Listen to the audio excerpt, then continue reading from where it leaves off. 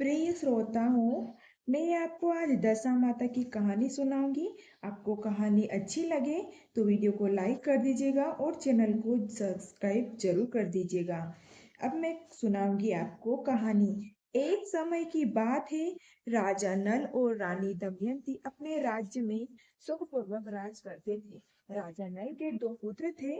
उनके राज्य में प्रजा सुखी और संपन्न थी। एक दिन राजमहल में एक ब्राह्मण आई और रानी से बोली, रानी दशा का डोरा ले लो, इसकी पूजा करने से गले में बांध आपके घर में सुख और समृद्धि बनी रहेगी। रानी ने वह डोरा ले लिया, विधि अनुसार पूजन कर उसे गले में बांध लिया।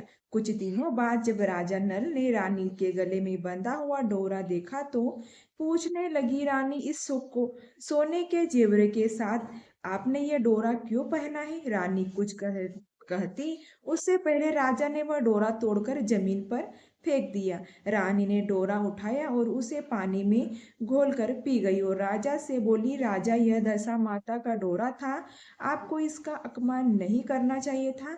जब रात्रि में राजा सो रहा था तो उसने स्वप्न में एक बूढ़ी महिला को महल में आते हुए देखा और राजा ने माता लक्ष्मी को महल से जाते हुए देखा। सुबह उठकर राजा ने अपना स्वप्न रानी को सुनाया। रानी बोली, राजा आपने हमारी अच्छी दशा को जाते हुए और बुरी दशा को आते हुए देखा है। अब यह रुकने का कोई फायदा नहीं है। राजा रानी से अपनी बहुओं को पीहर भेज दिया और बेटों को राज भील में महल में छोड़ दिया। अपना मन लगाने के लिए अपने साथ एक पोता ले लिया। इस प्रकार राजा नल और रानी दमयंती अपने देश छोड़कर दूसरे देश में चले गए। चलते चलते रास्ते में राजा के मित्र सेठ का गांव आया। दूतों ने कहा, सेठ जी आपके मित्र आ रहे हैं। सेठ जी ने कहा, पूछो कैसे आ रहे हैं? दूत बोले, फटे हाल पैदल ही आ रहे हैं। सेठ बोला, बाहर के कमरे में ठहराओ। हवेली में जेठानियां और बहुएं सोचेंगी कि कैसा मित्र है। और मेरा राजा नल और रानी दमयंती को बाहर के कमरे में ठहराया गया। उस कमरे में मोर की तस्वीर खूंटी पर से और टंगी हुई थी। सेठानी का नौलखा हार टंगा था। उस कमरे में मोर की तस्वीर की खूंटी पर जेठानी का 9 लखा हार टंगा था। रानी ने देखा कि खूंटी का हार तो निकल रहा है। यह देख रानी ने राजा को कहा, इसी समय हमें यहाँ से चल जाना चाहिए, नहीं तो हमारा चोरी का नाम लगेगा। राजा और रानी दोनों रात में ही वहां से चल दिए। आगे चलने के से राजा की बहन का गांव आया। राजा ने बहन को खबर पहुंचाई, तुम्हारा भाई आ रहा है। बहन ने पूछा, कैसे आ रहा है? खबर देने वाले बोले, दुखी हाल में पैदल ही आ रहे हैं। बहन बोली, गांव के पीपल के नीचे ठहरा दो, नहीं तो सास और देवरानी कहेगी कैसा भाई है। मेरा बहन भाई से मिलने के लिए एक थाली में चावल और मुंह ढककर ले आई। राजा नल के हाथ में लेते ही चावल को मूंग कीड़े मत राजा नल के हाथ में लेते ही चावल और मूंग कीड़े मकोड़े में बन गए। रानी दमयंती गड्ढा खोदकर उसे जमीन में गाड़ दिया। अब वो वहां से आगे चले। चलते चलते रास्ते में एक नदी आई। राजा ने वहां तीतर मारकर रानी को दिए और कहा, मैं पोते को साथ ले कहाँ लेना है? ऐसा कहकर राजा पोते को लेकर चला गया। जब राजा वापस आया तो रानी ने कहा, राजा पके हुए तीतर हाड़ी पे उड़ गए। और राजा बोला, रानी मुझसे तो पोता ही नहीं। मैं वहां गया तो दोनों विलाप कर वहां पे चल दिए। रास्ते में उन्हें एक सूना बंजर बाग मिला। दोनों रात को वहीं सो गए।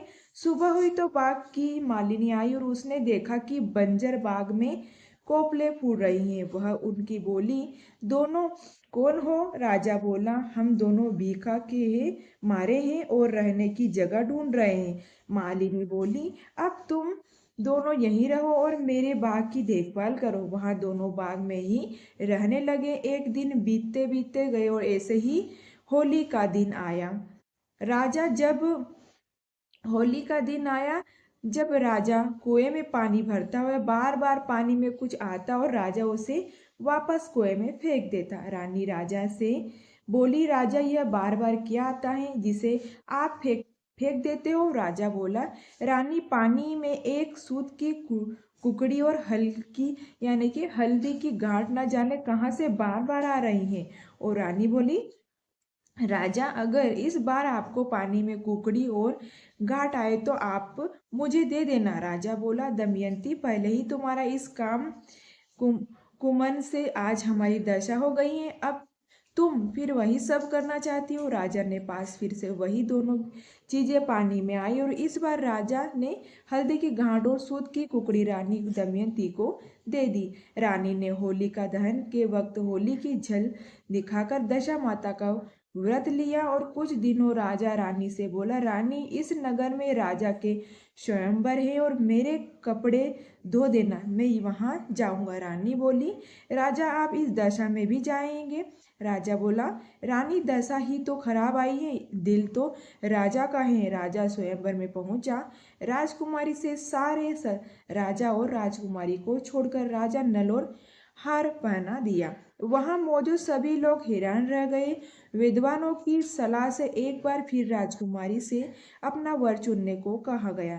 राजकुमारी ने फिर से राजा नल को हार पहना दिया। नगर के राजा बोले, ऐसा ही तो है, अपनी बेटी की शादी इस माली के नौकर से नहीं करूंगा। फिर एक प्रतियोगिता रखी और रखवाई गई।